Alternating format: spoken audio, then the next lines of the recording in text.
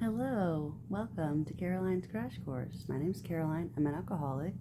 Hi, Caroline. Hi, everybody. Pay no attention to the bonnet, okay?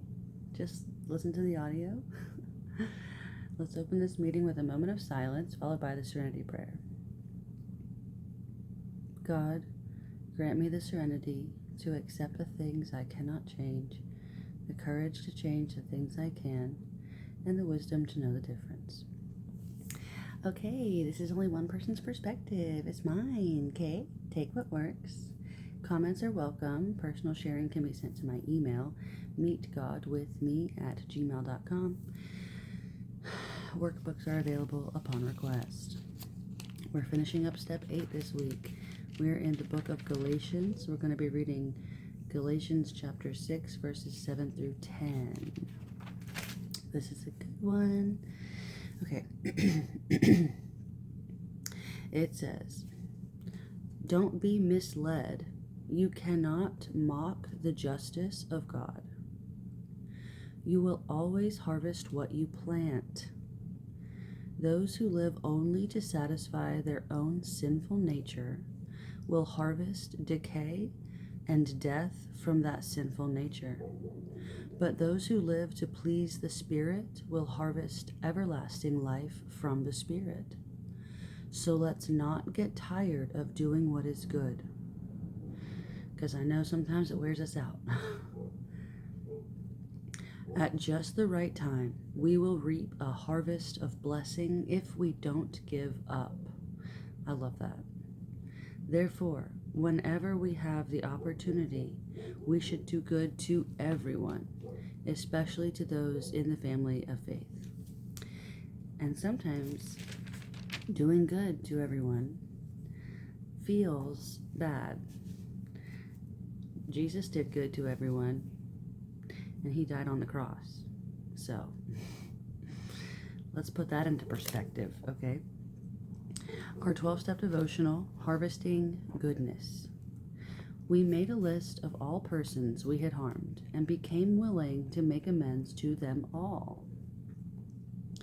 While in recovery, I underlined that because that's an important part of this sentence, we learned to accept responsibility for our actions, even when we are powerless over our addictions. Yep, everything has a consequence. We come to realize that all our actions yield consequences. Some of us may have fooled ourselves into thinking we can escape the consequences of the things we've done. But with time, it has become clear that God has made accountability a necessary element of healthy living. I'm going to read that again. With time, it has become clear that God has made accountability a necessary element of healthy living. I cannot stress that enough. You will always harvest what you plant. Those who live only to satisfy their own sinful nature will harvest decay and death from that sinful nature. But those who live to please the Spirit will harvest everlasting life from the Spirit. The law of planting and harvesting can also work for us.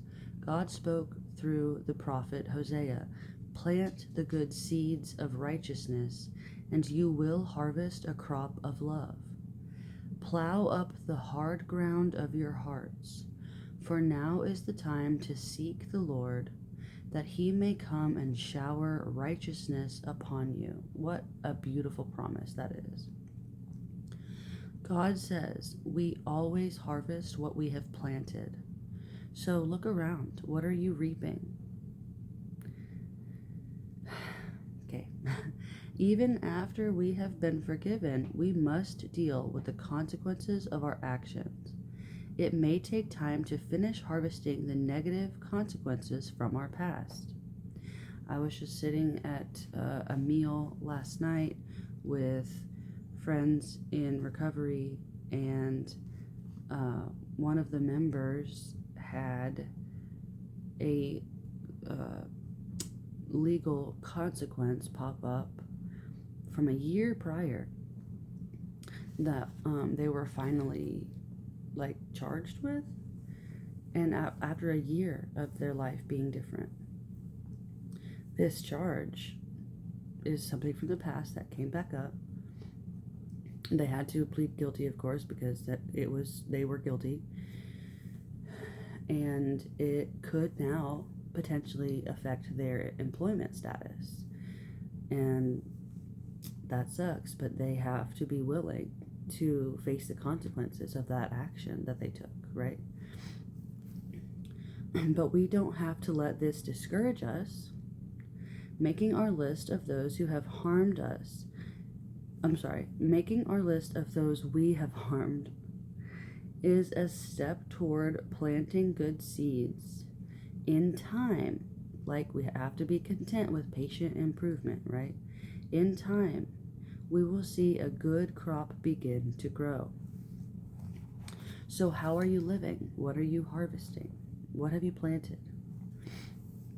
So our questions: reaping goodness. Well, it's harvesting goodness, but harvesting and reaping is kind of the same thing.